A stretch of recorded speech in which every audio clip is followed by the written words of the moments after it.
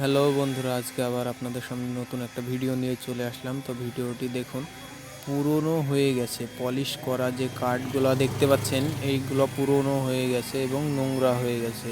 এইগুলা ভালো করে পরিষ্কার করে কিভাবে আবার নতুন করে পলিশ করা হবে, সম্পূর্ণ ভিডিওটা আপনারা দেখুন।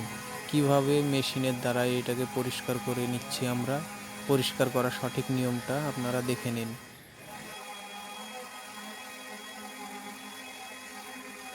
তো যারা এখনো আমার চ্যানেলটি সাবস্ক্রাইব করেনি, প্লিজ সাবস্ক্রাইব করুন এবং পাশে থাকা বেল আইকনটি প্রেস করুন আর সম্পূর্ণ ভিডিওটা দেখতে থাকুন।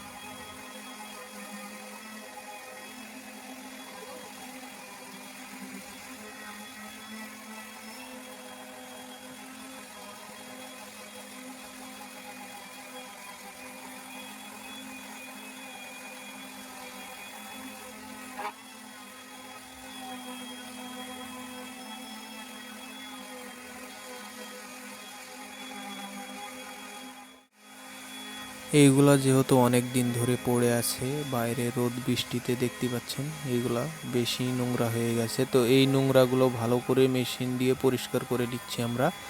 দেখতে পাচ্ছেন কিভাবে পরিষ্কার করছি। একটু সময় লাগছে যেহেতু অনেক দিনকার এই নোংরাগুলো জমেছে। তো এটা ভালো করে মেশিন দিয়ে পরিষ্কার করে নেওয়ার পরে ঝেড়ে ঝুড়ে ভালো করে পরিষ্কার করে নিতে হবে, যাতে কোনো ধুলো বালি না থাকে। তারপরে এটা আবার কিভাবে দেখুন, সিলার পলিশ করা হচ্ছে, নতুন করে আবার পলিশ করা হবে এবং নতুন চুকচুকে করা হবে। তো পরিষ্কার করার পদ্ধতিটা আগে দেখে নিন। যারা বাড়িতে এরকম অনেক দিনকার আছে পুরনো কাঠের কোনো জিনিস, তো দেখে নিন কীভাবে পরিষ্কার করতে হচ্ছে। এটা ভালো করে পরিষ্কার, এটাই আসল কাজ। তারপরে পলিশের দ্বিতীয় যে স্টেপগুলো আছে সেইগুলো করতে হবে। তো দেখতে থাকুন আজকে পরিষ্কার করা ভিডিওটা। আর কেমন হলো লাইক কমেন্ট শেয়ার করতে ভুলবেন না।